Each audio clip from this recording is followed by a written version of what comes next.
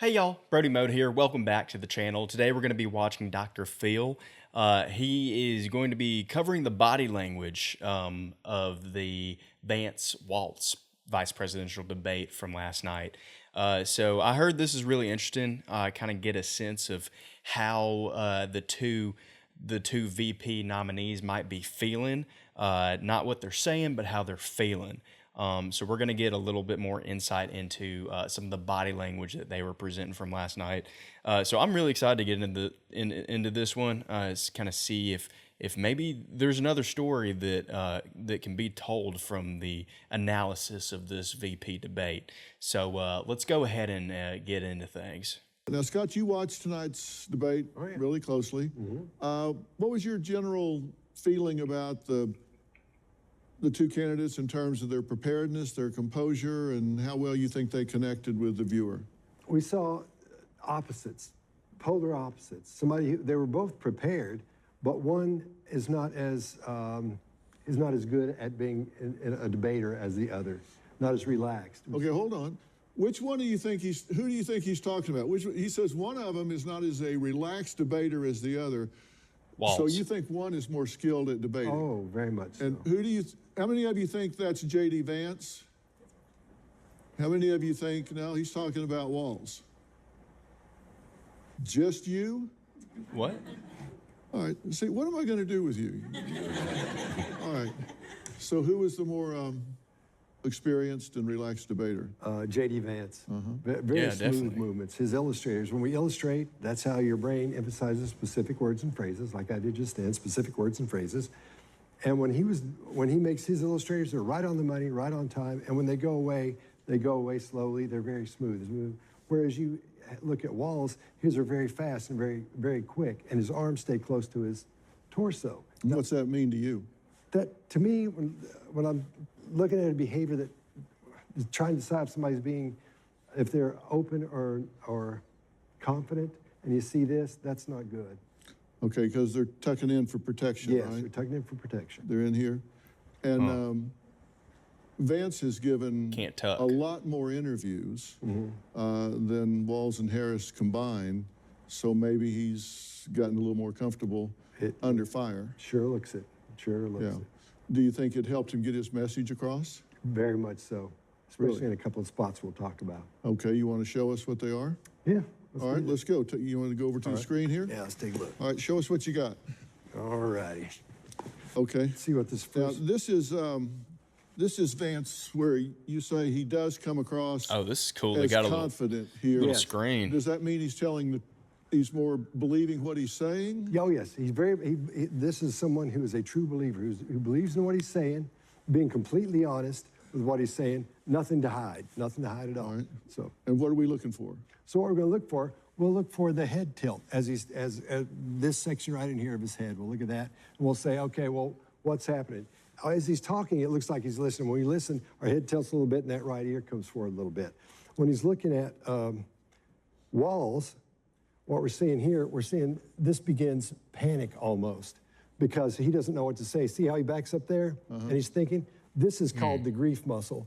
Right in that area there, that's a horseshoe style. When your forehead comes together in an upside down horseshoe, that's the grief muscle. He's not sure. Right Squared there it right is, up. right yeah, there. I can see it. Perfect. So And when you say grief muscle, what are you saying that he's saying to himself right now? he's worried. He's a little panicked. And he doesn't Yeah. know what's going to happen next. He's got the idea of what he wants to say, but he doesn't know exactly what he's going to say. Okay. He has the concept. All He's right. doesn't have it down yet. Okay. So, and his blink rate, because you're always fascinated with blink rate. Let's check out Vance's blink rate compared to Walz's blink rate. All right, is this in clip 2? Oh, sure. All right, blink rate, is this where you're looking now? Yes. This is up for him, because as he's thinking, your eyes will blink. But as your stress goes up, people blink anywhere from 15, 20 times a minute. And here we're seeing that's about right for here. But that's about right for his blink rate. And over here, he's not even talking, and we'll see his blink rate skyrocket in just a couple of seconds there. So keep an eye on that. But at the same time, here are the illustrators I've been telling you about. He doesn't do anything unique, and these are all classics that a lot of people do. So he hasn't been out rehearsing which ones to use. He uses the classics, this one, the karate chop, and then the framing stuff. So everything there is fine, and everything lands on the money. When the words he's emphasizing, those hit on those words, and that's really important. Okay, now we want to see the blink rate here. Can we roll this back just a little bit, or is it still to come on this? Okay. All right, here we go. All right, so when you see a high blink rate, it means somebody's under a lot of stress. Right, a lot of stress. Unless you see them, unless they're fearful, where we see some of that as well. His eyes are wide, and notice how slow his eyes blink right there, because we call that shutter speed. You're hearing something or seeing something that you don't agree with or don't want to hear or see. We call it eye blocking as well. Huh. But that's what we're seeing when his eyes blink really, really slowly. So this is fear here. It must be in another clip I'm talking about where his speed up. Yeah, well, no, I see the fear that you're talking about here. Yeah, grief muscle, the whole. Yeah, you know, people think when they're lying, they won't look at you in the eye. Sometimes they just stare at you like a dead trout. So they're afraid to look away. Let's talk about the next one. All righty. All right, this is the third one. And this is a clip where Governor Walz and Scott says he's being deceptive. Yes, at the end, we're going to see as he says this phrase, he says, people are getting what they need. That's the last thing he says. So when he does that, you'll see this left shoulder go up right there. You'll see his left shoulder go up, and you'll see that chin point toward his shoulder. So that's what's going to happen when he does that. There it is, right there. Oh, now, yeah. there are no scientific studies that show that means you're being deceptive. There are none. Because when I train law enforcement in the military, I have to tell them from the studies of what I know, so I don't give them some information that might get them killed because I feel like it's something that's important. There are no studies that show that. However, every time I've ever seen it, and a couple of FBI agents that I know have seen that, that's how we started talking about it, that has always been a deceptive cue. They've always been being deceptive. When you see that shoulder come up and the chin go toward the shoulder. So what this tells me here is he doesn't believe what he's saying there. He knows that's not true, or he knows it himself doesn't believe it to be true. So that's what we're seeing there. That's why that's really That's what important. you see when you go. Yeah, you get that thing. I don't know.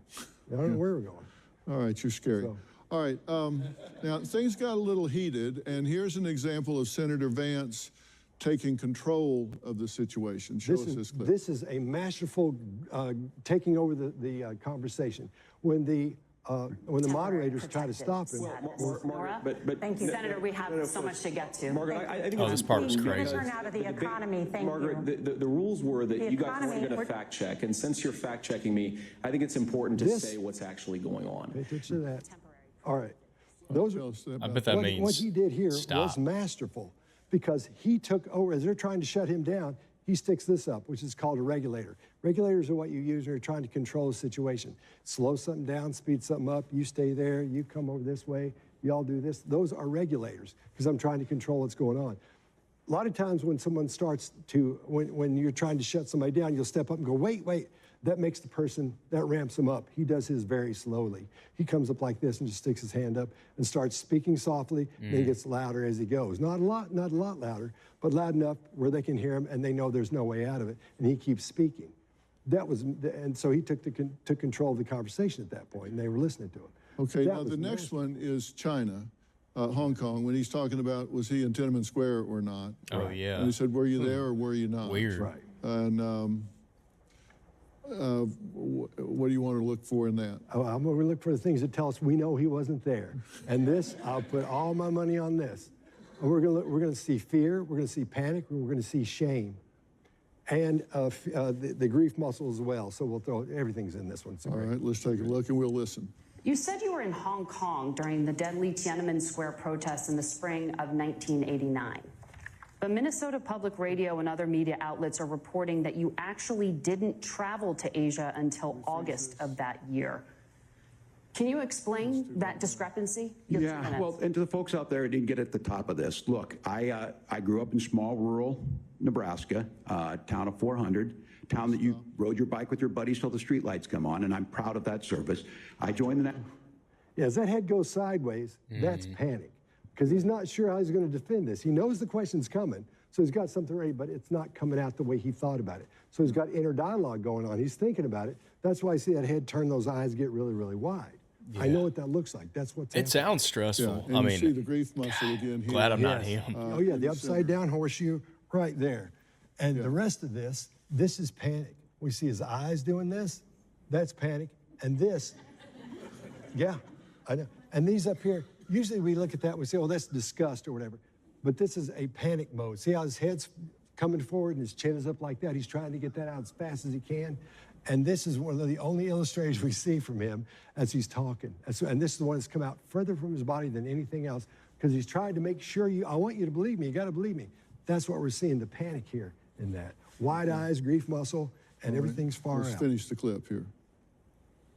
National Guard at 17, worked on family farms, and then I used the GI Bill to become a teacher, passionate about it, a young teacher. You said Okay. You know, I spent a lot of time, as I said, in the litigation arena preparing witnesses. And we always prepared witnesses to tell the truth effectively. We never prepared them to lie or spin, just tell the truth effectively.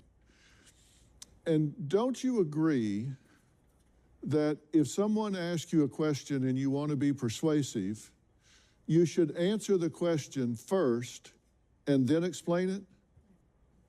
Mm-hmm. Like, were you there last night? Yes. Let me tell you why. As opposed to, were you there last night? Well, you know, he's got a point. Were you there or were you not? Don't you want to hear the answer up front? Yeah. And the question was, you said you were in Tiananmen Square during that showdown, and were you or weren't you? Well, I was born in Nebraska in a town of 400, grew up on a farm, eating corn or whatever. He should have just said no and then explain. He gives out a lot more information. The miscommunication. Hoping that your brain will follow that information and not ask any more questions and forget what you're talking about. That's why when you're asking a question, they go, well, listen, here's what really happened. When I get up in the morning, I eat toast every day. And they start talking about something that has nothing to do with what the answer is. And my point is, would it have been better off if he had said, no, I wasn't, and I said I was, let me explain. I took student groups over there probably 30 or 40 times 35 years ago. And I remember this being a really big deal, and I just got it confused timing-wise. Bad mistake on my part. I apologize.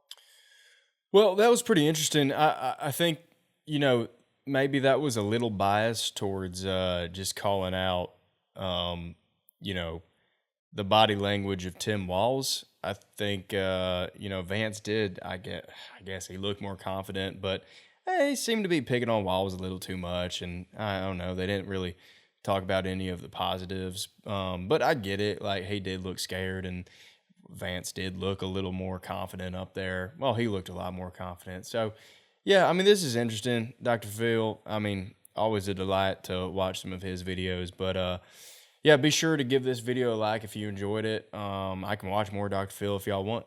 And always happy to throw some more of his content in here if y'all do enjoy that. So let me know if you do by giving this video a thumbs up, and make sure to subscribe. Would love to have y'all stick around. All right. Thank you so much. Bye.